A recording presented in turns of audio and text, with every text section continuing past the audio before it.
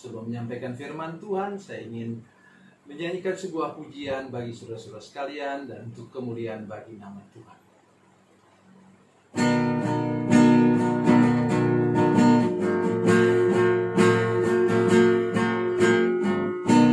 Setiap saat ku berlindung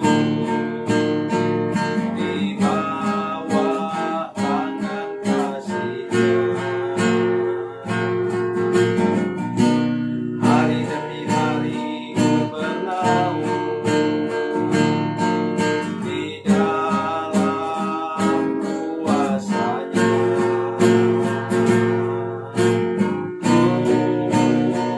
Berharap padanya, berharap padanya, berharap padanya, padanya.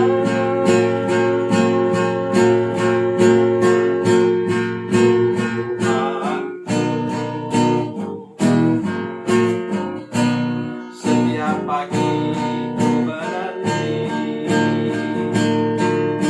uluran tangan Bapa-Nya. Yesus Kristus Tuhan yang mulia memberikan berkat-Nya.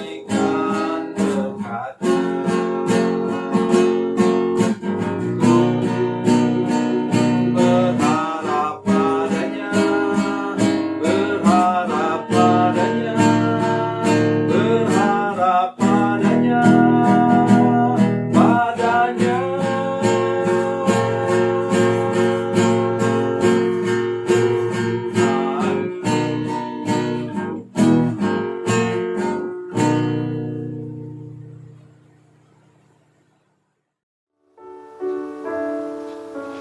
Salam saudara pemirsa, sampai berjumpa kembali dengan kami dalam program Berita Pengharapan. Saudara pemirsa, saya mengajak kita hari ini untuk merenungkan satu bagian firman Tuhan yang agak, kalau kita salah mengerti, kurang enak didengar. Kita akan bicara tentang pengorbanan. Mari kita berdoa sebelum lebih jauh mendengarkan firman Tuhan ini. Bapa, dalam nama Yesus, terima kasih banyak Tuhan untuk firman Tuhan yang ajaib dan luar biasa ini. Kami mendengarkannya dan tolong supaya semua pemirsa yang sedang menyaksikan program ini punya hati yang mau berkorban untuk menolong sesama dan juga untuk mengangkat kehidupan orang lain yang terpuruk. Terima kasih Tuhan, terpujilah nama-Mu. Dalam nama Yesus kami berdoa. Haleluya. Amin. Saudara pemirsa, mari kita membaca firman Tuhan hari ini dari Perjanjian Baru, Injil Yohanes. Injil Yohanes pasal 12 ayat 24. Injil Yohanes pasal 12 ayat 24. Demikian bunyi firman Tuhan. Aku berkata kepadamu, sesungguhnya jikalau biji gandum tidak jatuh ke dalam tanah dan mati, ia tetap satu biji saja, tetapi jika ia mati, ia akan menghasilkan banyak buah. Amin. Yesus mengatakan firman Tuhan ini ketika ia menghadapi salib. Ia mengatakan bahwa biji gandum itu harus jatuh ke dalam tanah dan mati. Dan memang benar sekalian. Biji gandum yang jatuh ke dalam tanah itu, biji itu mati sekalian. Dan kemudian tumbuhlah tunas dari dalamnya. Misalnya katakanlah itu satu biji gandum itu bisa menghasilkan 4-5 batang gandum yang menghasilkan banyak buah. Ya, tentu saja itulah sebabnya mengapa dalam Markus pasal 4 ayat 8 dikatakan 30 kali lipat.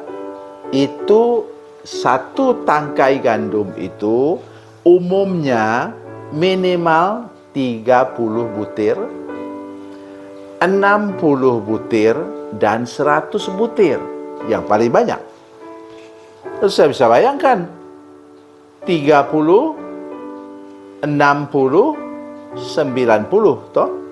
tambah 100, jadi 190 butir dari tangkai yang dari satu biji yang tadi mati, ya, ditanam dan mati.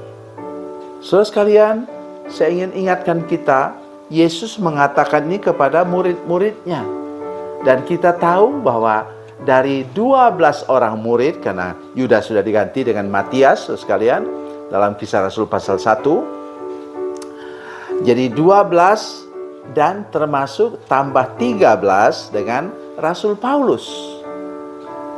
Jadi 13 rasul itu yang mati dengan normal dan baik.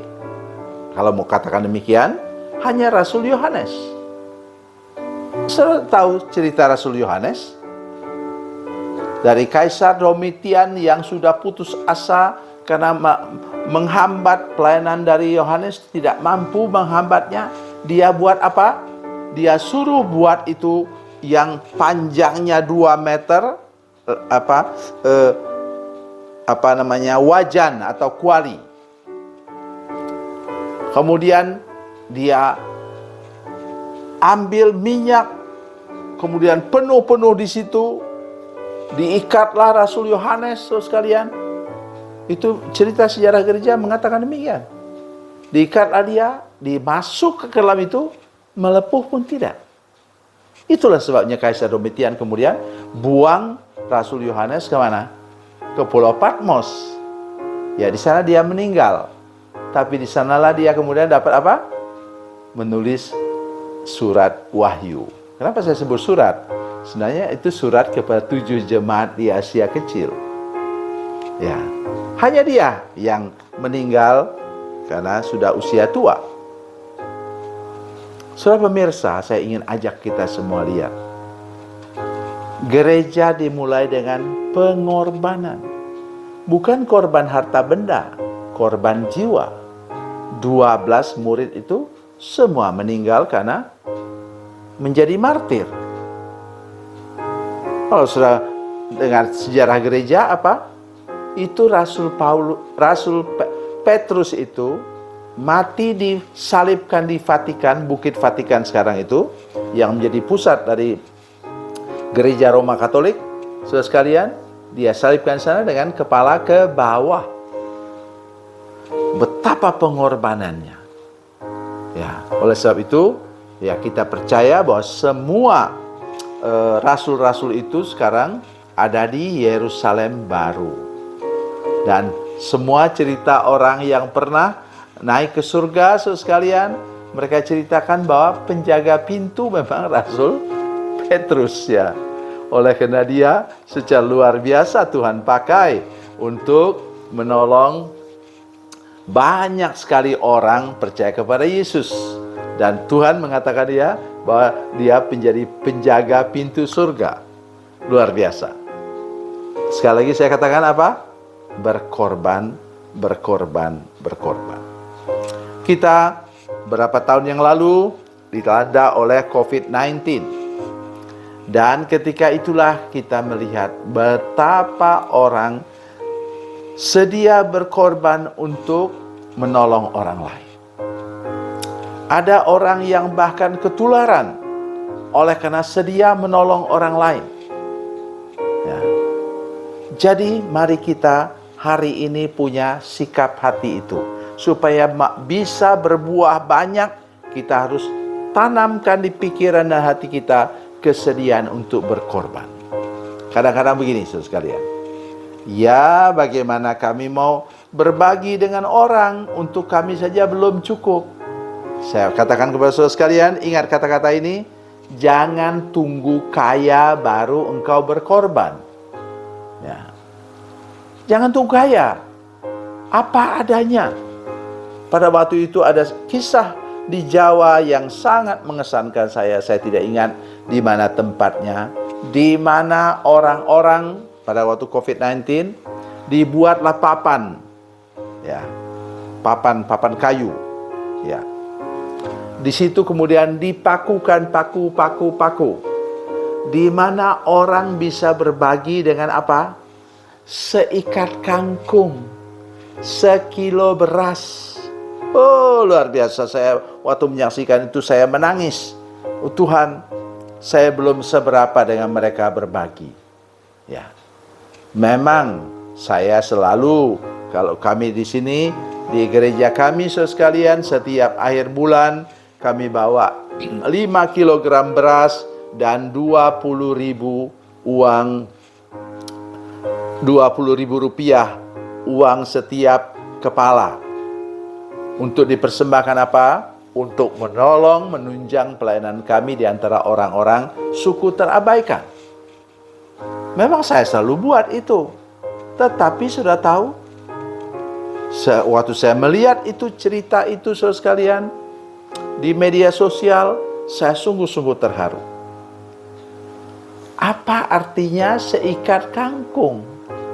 Dikaitkan di situ. Dan mereka yang membutuhkannya boleh mengambilnya dengan gratis. Begitu juga apa?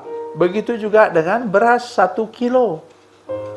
Ya, kalau kami sekeluarga makan tidak sampai mungkin setengah kilo. Di rumah kami ada 4 orang. Tetapi maukah kita berbagi dengan sesama? Demikian pula dengan hal-hal yang lain, di mana berkorban artinya apa? Kita masih perlu. Jadi jangan tunggu kaya sekalian, supaya kita bisa menghasilkan banyak buah ke masa depan, banyak buah. Juga jiwa-jiwa bisa tertarik kepada Yesus karena melihat sikap kita yang mau berkorban untuk sesama. Tuhan Yesus memberkati, Tuhan Yesus baik. Mari kita berdoa. Bapa, dalam nama Yesus, terima kasih banyak untuk firman Tuhan hari ini. Kami percaya kasih dan anugerah Tuhan dah bersama dengan kami. Dan Tuhan menolong kami Tuhan, sehingga oleh anugerah-Mu kami dapat meneruskan kehidupan ini dengan menolong orang lain. Bersedia berkorban, supaya orang yang memang benar-benar tidak mampu dapat terangkat kehidupannya, meneruskan kehidupannya oleh karena pengorbanan kami. Terima kasih Tuhan. Dalam nama Yesus, haleluya. Amin.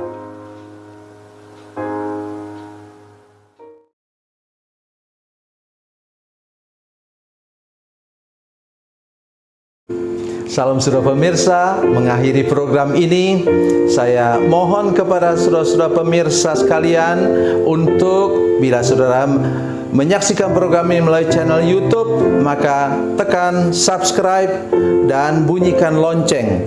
Dan bila sudah menyaksikan program ini melalui channel Facebook, maka tolong saudara-saudara sekalian tekan like dan juga komen. Dan demikian pula bila sudah menyaksikan program Makan Bergizi hari ini yang tertulis, maka tekan yang sama juga, tekan like dan tekan komen. Dan tolong saudara-saudara sekalian untuk membagikan program ini, share program ini di channel saudara-saudara sekalian, supaya lebih banyak lagi orang diberkati melalui program ini. Tuhan Yesus memberkati, Tuhan Yesus baik.